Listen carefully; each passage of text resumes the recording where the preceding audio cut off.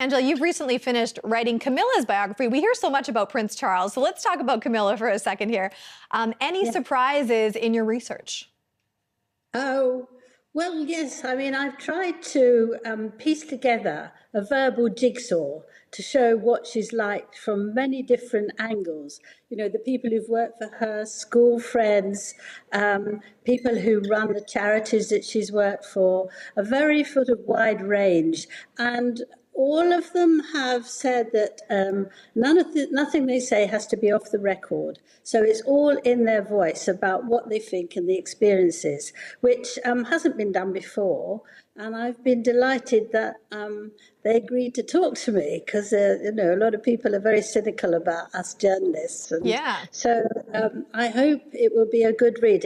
It comes out, I think, at the end of September, but there is a problem with printing in the UK because of the Ukraine situation and COVID. So I'm not quite sure yet of the actual date. I'll let you know. Okay, yeah, I'm sure there's delays. There's delays on all kinds of supply lines because of that. Angela, let me ask you, you said that you had a chance that they allowed you into their lives a little bit. What was that like for you? I mean, getting to know Camilla? Very interesting. I first got to know her a little bit in 2015 when I wrote a big piece on Newsweek. And I was astonished by her because she, at the beginning, and even now sometimes, she stays back. And I wondered why that was. You know, was that in deference to her husband? Was that because she's shy? But actually, it's very simple that she doesn't actually like to be in the spotlight.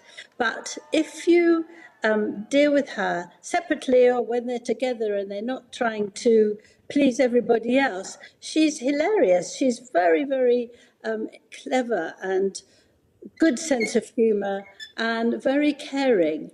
And the number of people she works for and helps behind the curtains, as it were, without trying to get acclamation is quite extraordinary. And I think one will see her as someone who's done marvels for Prince Charles. He's a happy man, he doesn't moan, and he is got somebody who really genuinely supports him. She's also very keen on the monarchy. She feels it's very important, so she doesn't moan.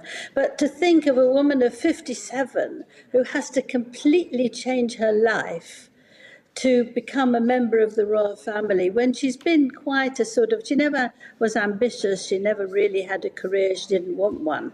And to come and do so many things is quite extraordinary. And what is particularly extraordinary is that she's taken up some very difficult areas like rape and domestic abuse, which no royal has ever taken up before, because she felt that she could speak about it and really help them. And during the pandemic, the numbers of assaults that were going on in people's homes absolutely shot up by, I believe, about 80%.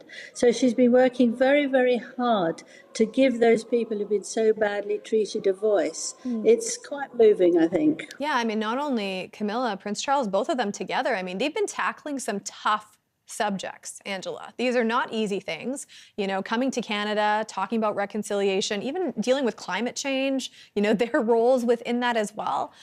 Is this the new tide for the royals in terms of addressing some of these things? It's not just a pomp and ceremony event when they come to town. Yes, I think the mood is that you don't just do things with like cutting a ribbon or just smiling nicely. You can be positive. You have a tremendous amount of influence. You have contact with anyone you like. You know, if Prince Charles wants to talk to anybody at any level and anything, they'll of course speak to him. If it was you or me, we'd have a big problem trying to get through to number one. And they really want to be more accessible. But it's very difficult because the Queen is there, still on the throne, still looking marvellous. Yesterday she was dressed all in yellow. She looked very sunny indeed. And nothing will change until after she passes. He doesn't like to talk about it because he feels it's disrespectful. But I think there will be lots of change. And this way of trying to help people, the needy, and be accessible is also what Prince William and Catherine are doing as well. And it seems to be the way that the country and maybe the world is moving, that you can't be hard to contact, that everybody's scared of saying anything to you. You need to be more accessible. Yeah, and we'll see how people are reacting along the crowds along the route today. We're of course covering that all live here on CTV News Channel. Angela Levin, journalist, royal commentator, and biographer. Great to have you on the program. Thank you.